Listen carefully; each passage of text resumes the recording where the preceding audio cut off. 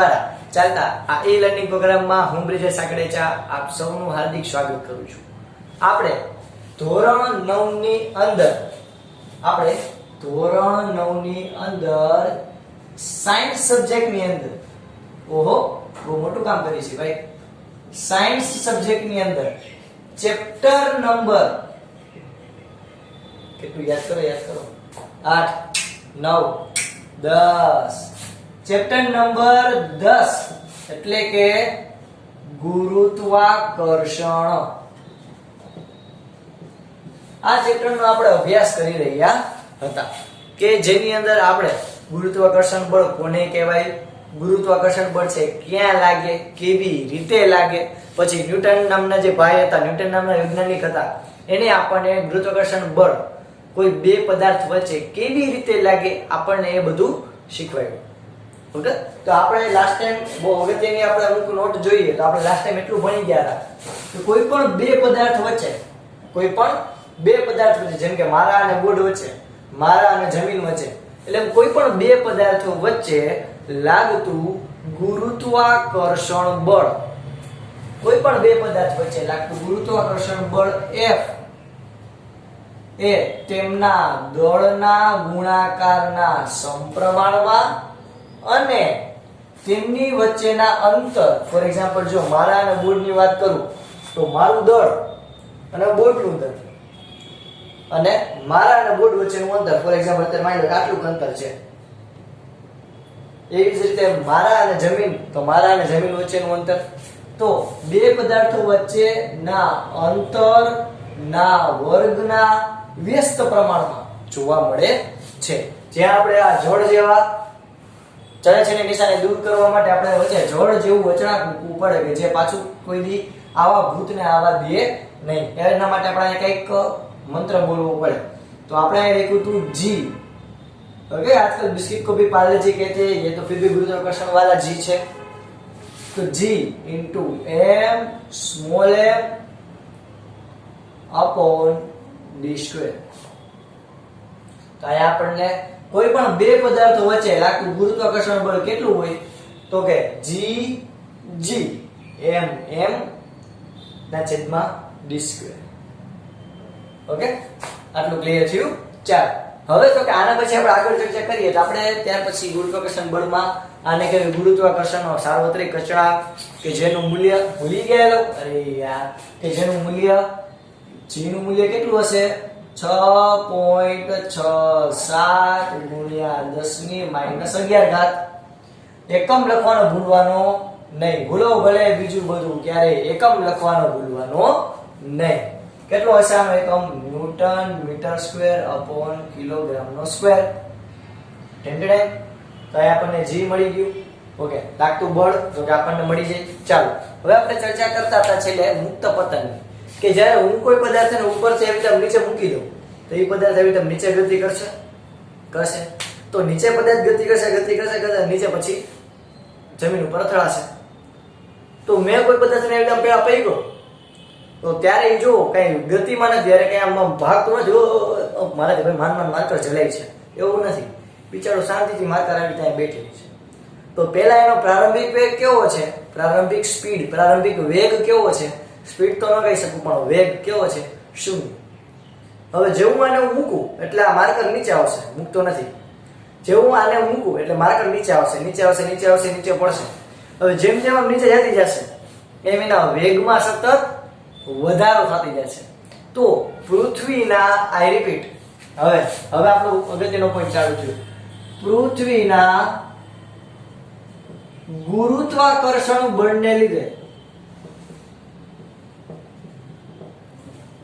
પૃથ્વીના ગુરુત્વાકર્ષણને લીધે ઉદ્ભવતા પ્રવેગને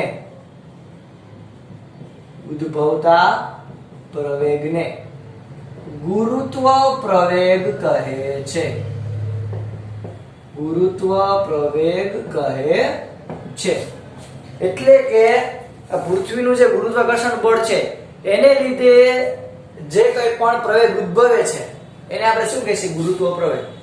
જેમ કે તમે ઉપરથી માની લો કે કોઈ નાનો એવો બોલ છે એ તમે કોઈ માની લો કે 4-5 માળની બિલ્ડિંગ હોય એમાં તમે ઉપરની ગેસથી જઈને આમ ઘા કરો મૂકી દો, તો એ જેમ બોલ નીચે નીચે આવશે ને એની સ્પીડ વધશે, અને એ સાવ નીચે આવશે ને, સાવ નીચે ગ્રાઉન્ડ ફ્લોર પર આવવા આવશે ને ત્યાં તો એ બોલની સ્પીડ એકદમ વધારે હશે, એનો વેગ એકદમ વધારે હશે, કારણ કે એ સતત પ્રવેગી ગતિ કરે, એટલે કે સતત એના પ્રવેગમાં વધારો થતો જાય. કેટલો? અચળ પ્રવેગી ગતિ. એના ઉપર ગુરુત્વ પ્રવેગ G લાગે છે એટલે બુડિંગ કરતો નીચે પડશે. એટલે જ આપણે સ્થિર પડેલા પાણા કરતા ઉપરથી એમ નીચે પડેલો પાણો છે આપણને વધારે લાગે. આવડો નાનો પાણાનો કટકો હોય તો પણ તમે ઉપરથી એમ ઘા કરો ને તો નીચે કોઈ માણસને હોય ને ઊભો એને લાગે ને તો એને વધારે લાગે. શું કામ? કારણ કે ઉપરથી જેમ જેમ નીચે આવે છે એમ એ ગુરુત્વ પ્રવેગ ધરાવે છે. તો ઓકે, આપણે યાદ કરો, બળ એટલે શું મેળવતા? દળ ગુણ્યા પ્રવેગ. તો કોઈ પદાર્થ પ્રવેગ ધરાવતો હોય છે, કોઈ પદાર્થ પ્રવેગ ધરાવતો હોય છે તો એના ઉપર બળ વધારે લાગશે. એટલે કે જેમ કોઈ તમે પાણો કે કોઈ કાંકરી ઉપરથી નીચે ઘા કરો તો જેમ કાંકરી નીચે જાય એમ ગુરુત્વ પ્રવેગ વધારે થાય વધારે થાય વધારે થાય. તો કાંકરી જેમ નીચે આવશે એનો ગુરુત્વ પ્રવેગ ધરાવતો હોવાથી એનો એ વધારે બળ લગાડશે. કોઈ ઓબ્જેક્ટ ઉપર પડે તો, જો કોઈ માણસ ઉપર પડે ઓ તમતમી જાય, હતો નોકરી થઈ જાય. ઓકે, તો આપણે અહીંયા આટલું ભણ્યા. તો ગુરુત્વ પ્રવેગ વિશે પહેલા તો આપણને આ માહિતી મળી. હવે આ ખાલી ધ્યાનથી સમજજો. હું પહેલા કમ્પેરિઝન કરું કે અહીંયા પહેલા આ બધાને ક્લિયર છે. ઓકે, તો આ હું અહીંયા ભૂસું છું. પહેલા આપણે મસ્તીનું એક ઉદાહરણ લઈએ અને સમજીએ કે માની લો કે અહીંયા કોઈ એક m દળ ધરાવતો પદાર્થ છે, સ્મોલ m ધરાવતો બોલ છે. આપણે નાનો એવો બોલ લઈ લઈએ કે જેનું કહેવાય ને કે વજન છે એ કહેવાય કે સાવ નોર્મલ 500 ગ્રામ હોય એવું, એટલે કે અડધા કિલોનો આપણે બોલ લઈએ. હવે એ બોલને આપણે જેવું ઉપરથી મૂકશું જો જ્યારે સ્થિર હશે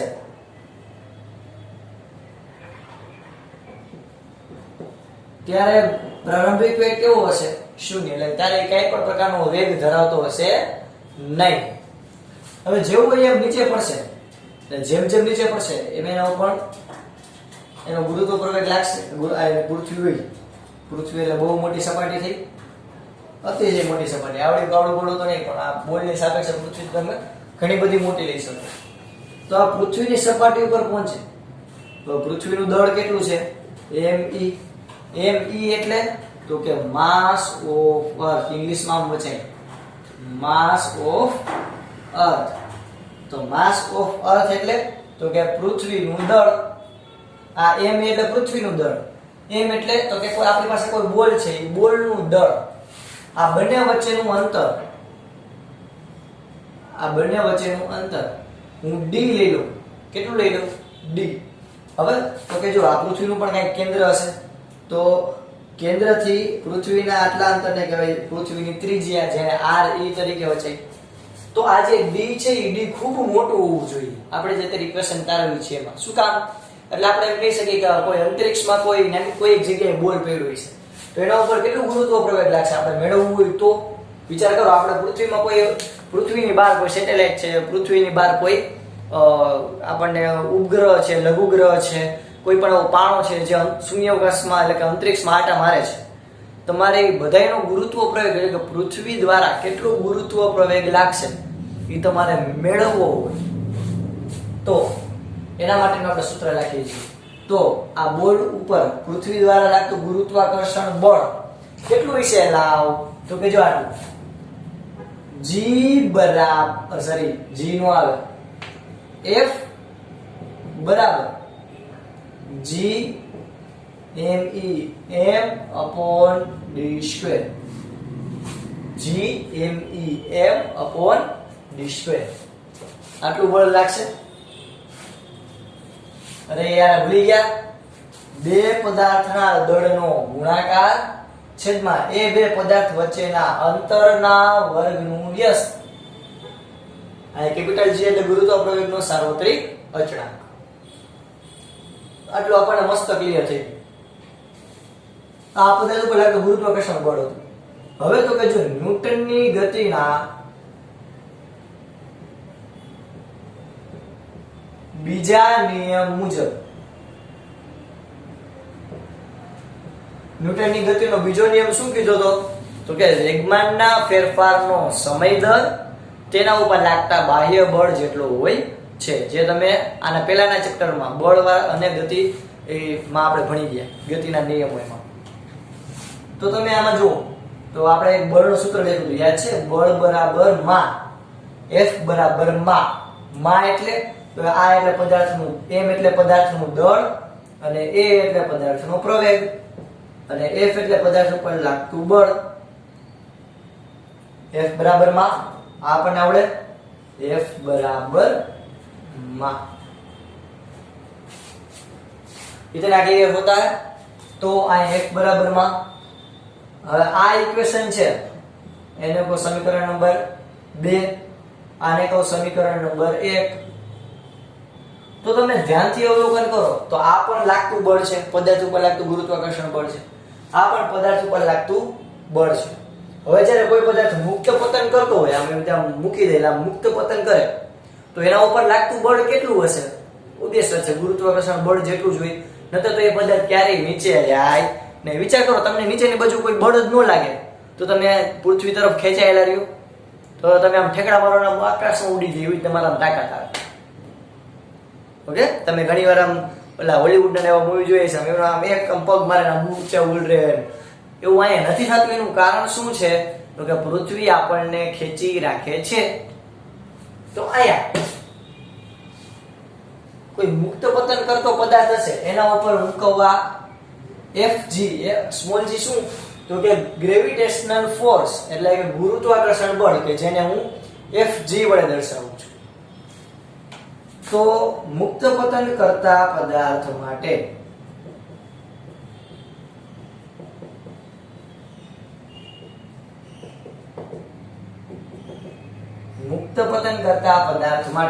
આપણને ખબર છે કે કોઈ પણ પદાર્થ ઉપર લાગતું ગુરુત્વાકર્ષણ બળ તેના ઉપર લાગતા બાહ્ય બળ જેટલું હોય છે. ક્યારે કોઈ પદાર્થ મુક્ત પતન કરતો હોય, ધડ કરતો નીચે આવતો હોય ને ત્યારે જ. બાકી ગમે ત્યારે તમે એમ ન કહી શકો કે આને ગુરુત્વાકર્ષણ બળ કહેવાય. જેમ કે હું આ બોટને ધક્કો મારું તો એમ ન કહી શકું કે આ મેં જેટલું ધક્કો માર્યો ગુરુત્વાકર્ષણ બળ જેટલું છે. હા, પણ કોઈ પદાર્થ નીચે પડતો હોય તો આપણે કહી શકીએ કે નીચે શું કામ પડે છે? તો કે ગુરુત્વાકર્ષણને લીધે. તો ગુરુત્વાકર્ષણ એટલે g કેટલા છે? તો કે એના ઉપર લાગતા બળ જેટલું, તો જે પદાર્થ નીચે આવતો હોય. ઓબ્વિયસમાં છે ને, કાકા કોઈ જાન હોય, જાનમાં વરાજાને તો બોલાવવું જ પડે એના જેવું. ઓકે, તો હવે જો આપણને FG મળ્યું.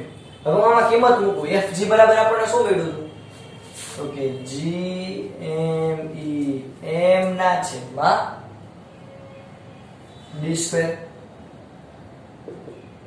હવે આ F into a પણ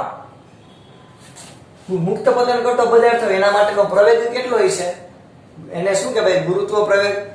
તો ગુરુત્વ પ્રવેગને સ્મોલ g વડે દર્શાવવામાં આવે છે.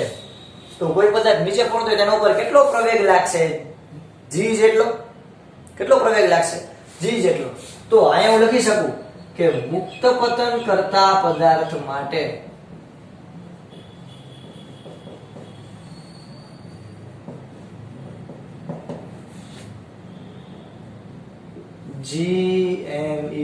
m ના છેદમાં d² બરાબર માજી.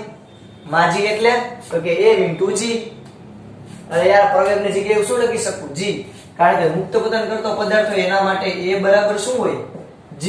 એટલે કે કેટલો પ્રવેગ લખશે? તો કે ગુરુત્વ પ્રવેગ જેટલો પ્રવેગ ઉદ્ભવશે. g m ના છેદમાં d² બરાબર માજી. તો અહીંયા માજીનો m અને આયાનો પણ m ઉડી ગયો. તો હું g બરાબર શું લખી શકું? તો કે g m e ના છેદમાં d². g m e એના છેદમાં d². g એટલે ગુરુત્વાકર્ષણનો સાર્વત્રિક અચળાંક, કે જ્યાં g નું મૂલ્ય આપણને ખબર છે કેટલું છે? 6.67 ગુણ્યા 10⁻11 ન્યૂટન મીટર સ્ક્વેર અપોન બોલો કિલોગ્રામ સ્ક્વેર. g નું મૂલ્ય આટલું થાય. me એટલે પૃથ્વીનું દળ.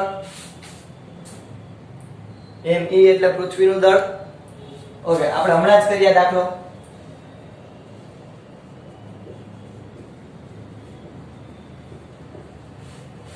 અને ખાસ જ રાખજો કે આ જે d એટલે કે આ બે પદાર્થ વચ્ચેનું અંતર એ પૃથ્વીની ત્રિજ્યા કરતા ઘણું મોટું હોય ત્યારે તમે આમ લઈ શકો.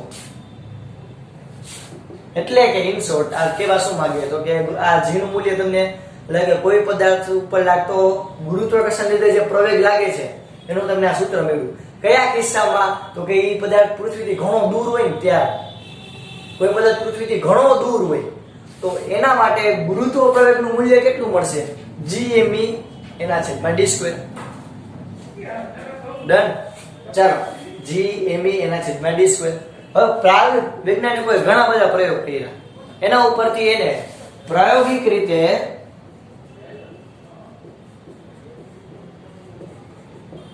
g નું મૂલ્ય કેટલું લેવામાં આવે છે તો કે 9.8 મીટર પ્રતિ સેકન્ડ સ્ક્વેર. એટલે કે ગુરુત્વ પ્રવેગનું મૂલ્ય પૃથ્વી ઉપર પૃથ્વીને લીધે માં જે ગુરુત્વાકર્ષણ છે એમને લીધે કોઈ પદાર્થ ઉપર લાગતું ગુરુત્વાકર્ષણને લીધે જે બળ લાગે છે એ બળ શું કામ ઉદ્ભવશે તો કે ગુરુત્વ પ્રવેગને લીધે. તો એ ગુરુત્વ પ્રવેગ કેટલો લાગે છે તો કે 9.8 મીટર પ્રતિ સેકન્ડ સ્ક્વેર. ડન. અરે યાર હા બરોબર. તો બરોબર હવે બધાને સમજાવવા માંડ્યું છે. હવે બધા કરે તો g બરાબર 9.8 મીટર પ્રતિ સેકન્ડ સ્ક્વેર.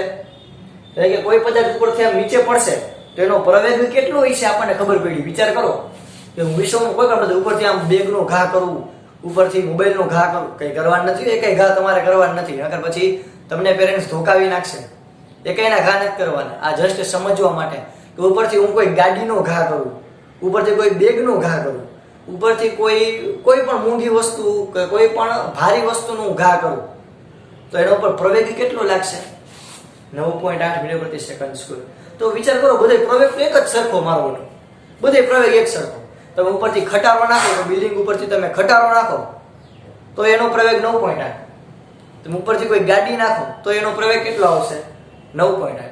તમે ઉપરથી કોઈ બેગ ઘા કરો તો પણ એનો પ્રવેગ આવશે 9.8. તમે ઉપરથી કોઈ નાનું એવું પાંદડું છે, પક્ષીનું પાંદડું, એ પણ તમે ઘા કરો તો ધીરે ધીરે ધીરે આપણને ખબર જશે તો એનો પણ પ્રવેગ કેટલો? 9.8.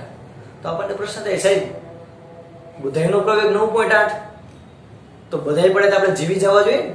તમારી માટે પીછું પડે, તમે નીચે ઊભા હોય બિલ્ડિંગ ઉપર 5મા માળે તમારી માથે પીછું પડે તો તમારી હાલત શું થાય? પીછું પક્ષીનું પીછું પડે તો તમને શું થાય? અને તમારી માથે 5મા માળેથી ખટારો પડે તો તમારા માથે શું થાય? એ ઓબિયસ વાત છે યાર. પીછું પડે તો આપણને કાંઈ ન થાય, ખટારો પડે તો આપણે હતા નહોતા થઈ જાય, ગુજરી જ જાય ન્યા ફટાફટ. તો બેનો ગુરુત્વ પ્રવેગ તો એક જ સરખો હતો. આ g તો 9.8 જ છે, પીછાનું 9.8, મારું બધું ખટારાનું 9.8. તો એક વસ્તુ આપણી માથે પડે તો આપણે જીવી જાય, એક વસ્તુ આપણી માથે પડે તો આપણે ન્યા ગુજરી જાય. તો બેમાં ફેર ક્યાં આવે તો કે બેના દળને લીધે. ક્યાં આવે વિદ્યાર્થી મિત્રો? બેના દળને લીધે. બેનું દળ, બેનું વજન એક સરખું હોય છે નહીં જ હોય ને. પીછાનું ગ્રામમાં વજન હશે ને ઓલાનું ટનમાં હશે. ખટારાનું ટન એટલે તો કે 1000 કિલો ઉપર. તો એકનું વજન ગ્રામમાં હશે અને એકનું વજન 1000 કિલો ઉપર હશે, એટલે બેમાં ફેર આવશે. હવે જો તમને સિમ્પલ સમજાવું કે આપણને ખબર F બરાબર m × g આવું થાય. કોઈ પદાર્થ આમ નીચે પડે તેના ઉપર કેટલો બળ લાગે? માજી જેટલો લાગે, માજી જેટલો. તો આ g તો બધાયનું અચળ છે, તો ઉપરથી કોઈ પદાર્થ નીચે પડે તો એના ઉપર, તો આપણા ઉપર લાગતું બળ કેના ઉપર આધાર રાખશે તો કે F ચાલે છે m એના દળ ઉપર આધાર રાખશે.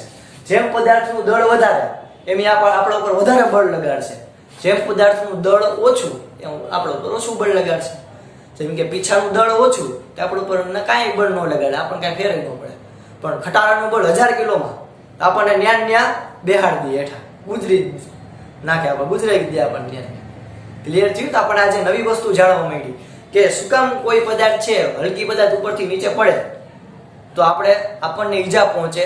હલકો પદાર્થ હોય એનાથી આપણને કાંઈ ન થાય, પણ કોઈ ભારી પદાર્થ આપણી ઉપર પડે ઉપરથી નીચે તો આપણે ન્યા ભસ્મીભૂત થઈ જાય. અને બીજું આપણને એ પણ જાણવા મળી કે બધા જ વિશ્વમાં બધા જ પદાર્થનો પ્રવેગ, ગુરુત્વ પ્રવેગ કેટલો હશે? ઉપરથી નીચે પડતા હોય એવા પદાર્થનો પ્રવેગ કેટલો હશે? 9.8. ઓકે, દંડના દંડ. લખી લ્યો. ચાલો બધાને ફટાફટ 2 મિનિટનો ટાઈમ આપું છું.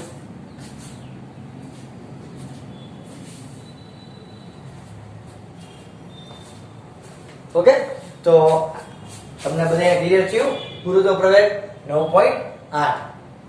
ક્યારે? તો કે જ્યારે પૃથ્વીની ત્રિજ્યા કરતા ઘણા બધા દૂર, એટલે કે આપણે પૃથ્વીથી ઘણા બધા દૂર હોઈશું ત્યારે તમને આ સૂત્ર મળશે, G/d². તો ભાઈ આપણે તો પૃથ્વીની નજીક જ છીએ. માની લો પૃથ્વીની, તમને ખબર વિદ્યાર્થી મિત્રો, પૃથ્વીની ત્રિજ્યા છે 6400 કિલોમીટર. એટલે કે હું આમ પૃથ્વીનો ગોળો દોરું તો કેન્દ્રથી પૃથ્વીનો ગોળો છે એની ત્રિજ્યા છે 6400 કિલોમીટર. તો માની લો કે હું અહીંયા બહુ તો કેટલો દૂર જઈ શકું પૃથ્વીની સપાટીથી? તો કે આપણે મેક્સિમમ કોઈ પણ મોટી આપણે બિલ્ડિંગ બાંધતા હોય ને તો મેક્સિમમ આપણે 15 કિલોમીટરની ઊંચાઈ ધારણ કરી શકીએ. એટલે કે વિશ્વમાં કોઈ પણ પર્વત હશે, કોઈ પણ પર્વત, જે હિમાલય, માઉન્ટ એવરેસ્ટ, તમે કોઈ પણ કહો, તો બધા પર્વતની મેક્સિમમ ઊંચાઈ એ 15 કિલોમીટર થઈ શકે છે. એના કરતાં વધારે થઈ શકતી નથી. એટલે જો માઉન્ટ એવરેસ્ટની ઊંચાઈ કેટલી છે? તો કે એપ્રોક્સિમેટલી 8848 મીટર છે. એટલે આપણે એને શું કહીએ? 8848 મીટર. એટલે કે તમે 9 કિલોમીટરની આજુબાજુ કહી શકો. તો વિશ્વમાં સૌથી ઊંચો પર્વત છે એનું માપ કેટલું આપણી પાસે છે? 9 કિલોમીટર. હવે માની લો કે આપણે દોઢા થઈને આપણને એમ થયું કે આપણે બહુ મોટી બિલ્ડિંગ બનાવી મસ્તીની સાહેબ, તો એ બિલ્ડિંગ તમે મેક્સિમમ કેટલા કિલોમીટર સુધી બનાવી શકો? 15 કિલોમીટર. એમાં તો બહુ થઈ ગયું, હતું નહોતું થઈ ગયું. એનાથી ઊંચું તમે એકય બિલ્ડિંગ બનાવી શકતા નથી. તો તમે વિચાર કરો કે આ 6400 કિલોમીટર, હવે અહીંયા 15 કિલોમીટરનું બિલ્ડિંગ બનાવું તો એ આની સામે કઈ દેખાય? ટચુકડું લાગે, કાંઈ ફેર ન પડે. એટલે પૃથ્વીની નજીક કોઈ પદાર્થ હોય, પૃથ્વી જમીનના સંપર્કમાં હોય એવા પદાર્થ માટે જીનું સૂત્ર, એટલે કે જમીન સાથે, અથવા તો હું એમ કહી શકું, આને આમ ન લખતા, કે RE ની, એટલે કે પૃથ્વીની સપાટી ઉપર હું વ્યવસ્થિત લખું,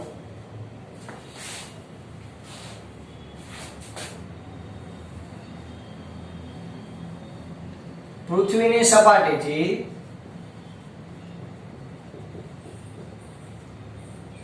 નજીકના વિસ્તાર માટે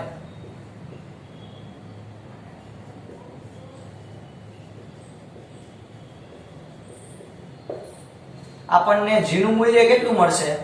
તો કે GME એટલે પૃથ્વીનું દળ છેદમાં પૃથ્વીની ત્રિજ્યાનો વર્ગ. ઓકે, આપણને આટલું મળશે. ક્લિયર થયું આટલું વિદ્યાર્થી મિત્રો? ચાલો બધા લખી લે.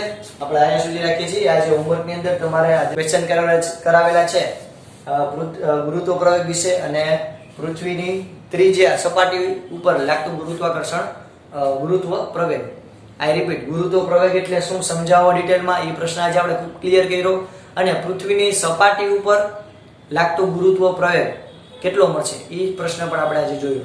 આ બંને પ્રશ્ન તમારે તમારી બુકમાં લખવાના છે, એકવાર પાકી બુકમાં ને એકવાર રફ બુકમાં. ટોટલ કેટલી વાર? 2 વાર. જય ભારત, જય હિન્દ.